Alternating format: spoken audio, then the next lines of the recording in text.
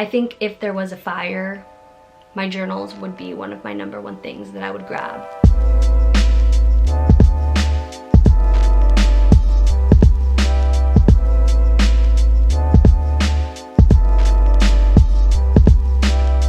Hi guys, what's up? How is everyone? Personally, I'm feeling a little bit weird. It's 80 degrees on January 17th, so I don't know, California, man, it's getting hotter and hotter, so I feel a bit weird. I feel like it should be summer.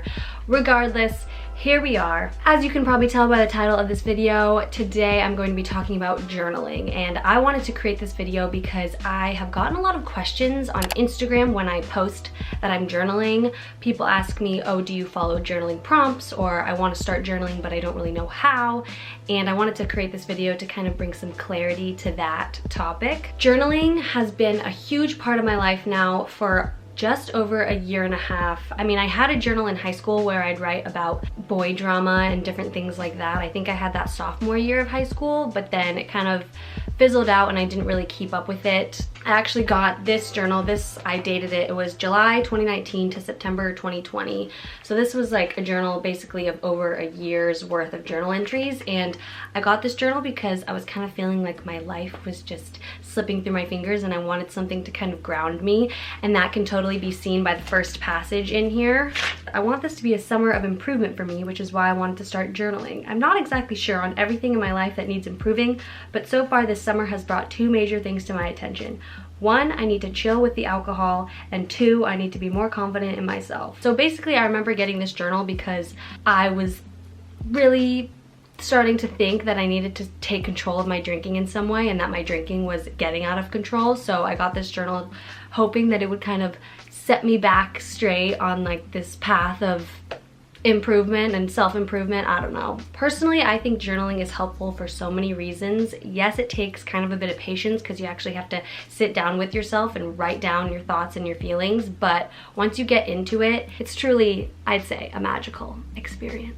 This video is not about me trying to convince you to journal. I'm just going to show you my journaling routine in hopes that you can get some inspiration from it, and then I'll also give you some tips on how to incorporate journaling into your own life, maybe if you don't already journal, and then hopefully this can give you ideas, maybe if you do already journal, of how to enhance your journaling or incorporate something new. So, if you are a beginner, this may seem a little overwhelming, and I understand that, but I have 4 journals that I use on a daily basis. I'm going to go into each one of these real quick.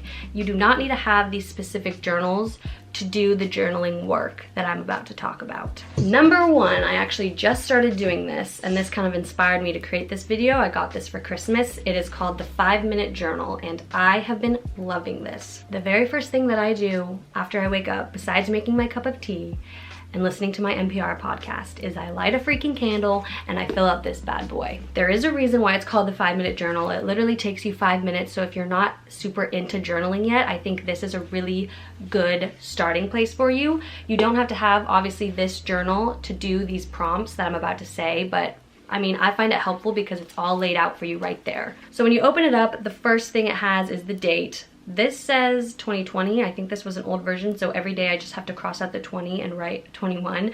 But it starts out with an inspirational quote, and then the first thing that you have to do is write 3 things you're grateful for. I've seen this everywhere. This is not just something specific to this journal. It's so important to practice gratitude in your everyday life for many reasons. Practicing gratitude can be different for everyone, but this is just one of the ways that I do it. I like to write down what I'm grateful for. So this can be something as simple as the cup of tea that's sitting next to you, or something as broad as your family. If you take nothing else from this video, I encourage you to practice gratitude and write down 3 things that you're grateful for every single day. Then the next kind of prompt on this page is what would make today great? And then you're supposed to write 3 things that would obviously make today great.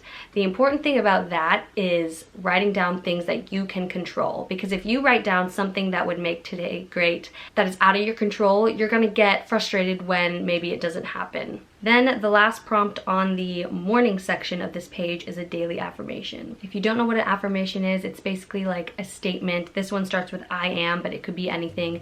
It's basically like a statement that you want to believe about yourself or about your life. So I actually have a blog post up on my website of 50 daily affirmations that you can look at and kind of pick the ones that resonate with you and start with those and write those down every day. You can write the same affirmation every day, you can write different affirmations every day, but it's just important to continue writing down the affirmations and repeating them, because like Muhammad Ali says in this book, it's the repetition of affirmations that leads to belief. And once that belief becomes a deep conviction, things begin to happen. So if you keep repeating something, chances are you're going to start to believe it. The 2 affirmations that I've been writing down each day have been, I am worthy no matter what my output, is number 1. And then another affirmation that I've been writing down often is, I am perfect just the way I am.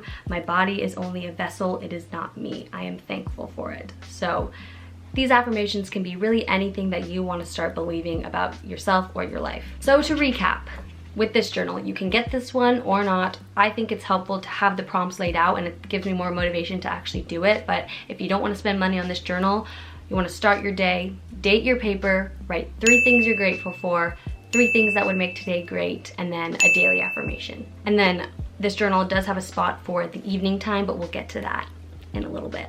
And then next I have this journal. This is just this one in a different color for a different time. So I filled this one up, so I just got the same one but in black. So basically I use this journal to kind of just write down whatever I'm feeling. I don't really have a limit or a minimum for how many pages I write. I kind of just sit down and write whatever I want to write. I find this helpful to do in the morning because it kind of gets all the thoughts from my head onto the paper, kind of like that little photo that's been floating around on Instagram. Sometimes I'll write goals. I do write my monthly goals in here. That's what all these pink sticky notes are for. And then sometimes I'll just jot down random things that I'm feeling, but there's really no rules. There's no rules to journaling. It doesn't have to be a science. If you're finding it hard to come up with something to even write about, maybe you're feeling stuck, journaling prompts are also a really good way to go about this if you're not feeling ready to just sit down and write whatever you're feeling. I really like Sophia Anamato on Instagram. Her feed is really beautiful, but then if you click on each picture, it's kind of like a little surprise because she has all of these journal prompts that you can follow. So like I said, if you're having trouble sitting down and just journaling, and following a journal prompt can kind of help get the gears going and help you start. Anyways, this is the last journal I like to use in the morning. It is the Be Anti-Racist journal, a journal for awareness, reflection, and action. I got this at Target, but I think it's on Amazon. I'll link it down below. But basically it just kind of like the first journal, it has a prompt and then the date, and then you write down basically just whatever is based on the prompt. So after the murder of George Floyd earlier in 2020, I made it my goal, like I'm sure a lot of you did, to commit to learning and educating myself on the Black Lives Matter movement and just the history of systemic racism that's been happening in this country. And one of those things that has been helping me to stick to this and really become an ally and be anti-racist is by having this on my desk, doing it every morning, and keeping these journal prompts and these thoughts at the front of my mind. So yes, you could look at this as just one more thing I have to do in the morning, but I look at it as how privileged am I to be able to be journaling about racism and learning about it rather than experiencing it. So this is a really important part of my morning.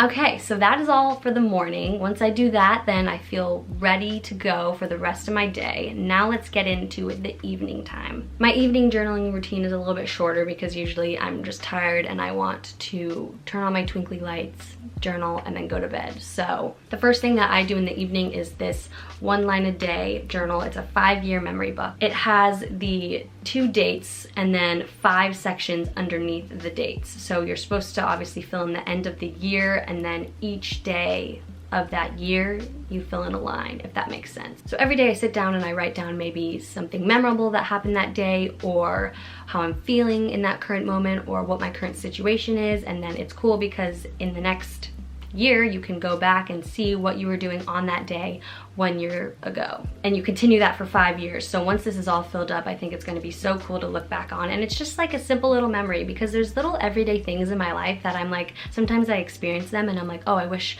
I could remember this forever. Now I can when I just write it down in here. And then lastly, I end with the 5-minute journal again, but this is the evening section. So in the evening section, you write down 3 amazing things that happened today. Again, if you don't have the journal, write these down on your own. This kind of goes along with the gratitude aspect. If you had a really shitty day, this is gonna force you to find the amazing things that happened that day and see the good in every day. So some days, yes, I've had a really freaking shitty day, but I'm still gonna sit down and write down what I think the silver lining of that day is, and that really helps me. That's just another form of practicing gratitude for me. And then finally, the last thing that I write before I go to bed is how could I have made today even better? This sort of sets your intention for the next day, but also recaps your current day. So yeah guys, that is all of the journals that I use on a daily basis. Again, you don't have to have that 5-minute journal. You can do those journal prompts just in a regular notebook. I will leave all of these journals, if I can find them on Amazon, in the description below so that you can get them yourself if you want. I hope you guys enjoyed this video. I hope it inspired you to either start journaling or maybe start a new way of journaling, but regardless, do whatever self-care method works for you, and I will see you in the next video.